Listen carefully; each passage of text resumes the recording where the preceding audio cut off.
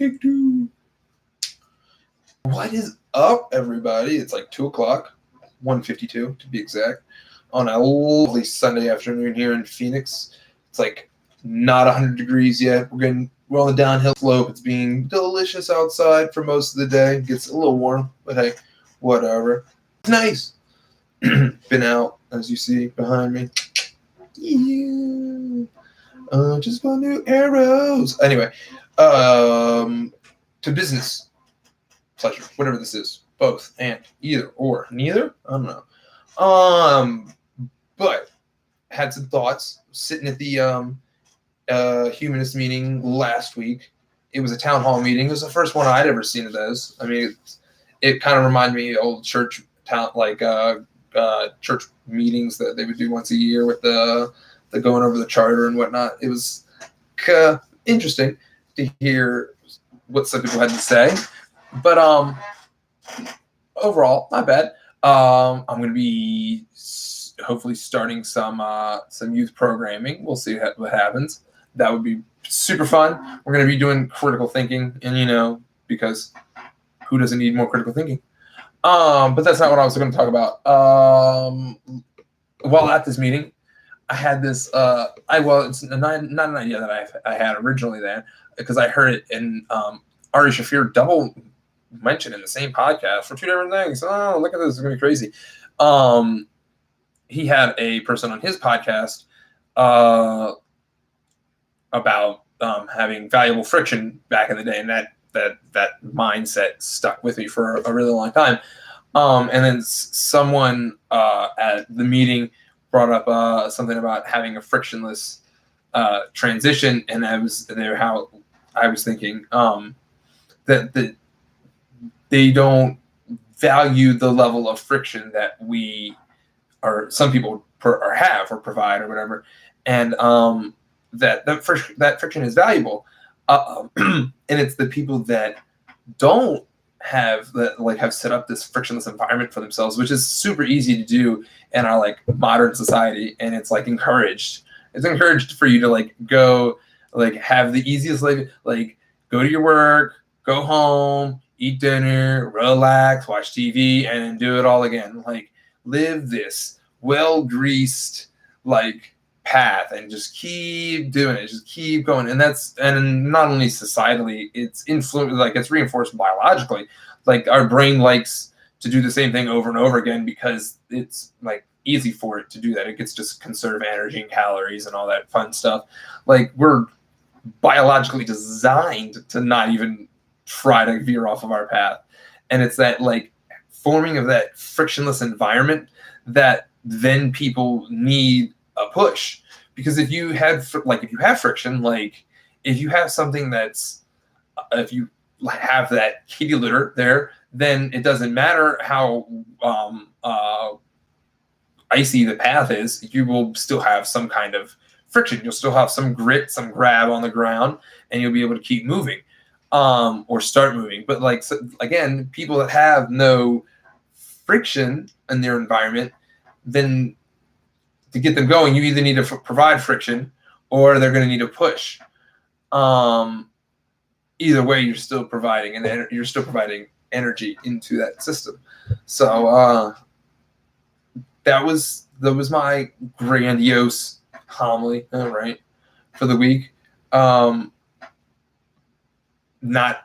have a thought about some and some stuff I want on the next positive in philosophy religion thing, but I have some ideas. I got some stuff I'm working on, but that's gotta wait. I do have a grind my gear, and this is where Ari Shaffir comes back in. I really love his podcast. I really like listening to him. He's funny, but I think he's incorrect on his last podcast. The one he talked about with the Adbusters guy in his outro, he was talking about the political system and how he thinks that if there's one positive, it was that now people are willing to call bullshit on their political leaders. And I think to attribute that to Trump is fallacious in and of itself. And because even in my own recollection of political events, that's happened at least up until Clinton, Like, there's been pundits on the other side that are more than happy to rail and negate and point fingers at the opposite side, no matter what that opposite side was. I can kind of speak from memory and experience and be like, I can tell up the, like, it's been at least going on since that. I bet it's been probably going on, I'm going to assume, probably since Reagan, if not even a little bit before that, maybe even Nixon. But I don't know. I'm just going to speak for like what I know and be like, I don't think that this, like, calling out our leaders is a new thing. And to be completely honest, his charisma and showing how the weakness in the system when it comes to an actually charismatic leader, is like, it shows this fallacy in the system. It shows this weakness there, and but it also, like, relying on the fact that like, you think that he's showing this, that like this is new, that like we're gonna just now start calling out our leaders when they're wrong. Yeah, again, I don't think that's true, and his people don't like believe that, because now again, it's a growing minority, essentially. That's a fracturing, it's a shortening minority, lessening minority. There we go, of people that believe about Trump the way that he thinks or wants it. But that 30%, I'm pretty sure it's sitting around 30%, and like, that's not good. That's not good. And the 30% of the like, that 30% could be in a, you don't know what that 30%, that's a still large chunk of the population. Like, that's still a third of us out there, people. Okay, just let that sink in. So I've said it before. I had hope. I'll say it again. I had hope. I didn't want him. But when it happened, I was like, well, maybe the swamp will get dry. Oh, whatever.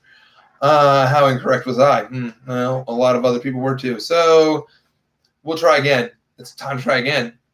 I hope you've been watching, paying attention, doing your political thing. Doesn't matter who you vote for. I don't care. But as long as you are trying. Remember that. It's not about where you end up. It's about how you got there, and in the steps that you took. So go out there. Like I said, I've been still straight scoping my girl Tulsi Gabbard. Andrew Yang, though, I like him too. We'll see. I'm still open. Bernie's still in the mix. Maybe I would have voted for him possibly back then, but things happen. Hey, people make mistakes. Hopefully we will learn. Hopefully everyone is learning. I know I am.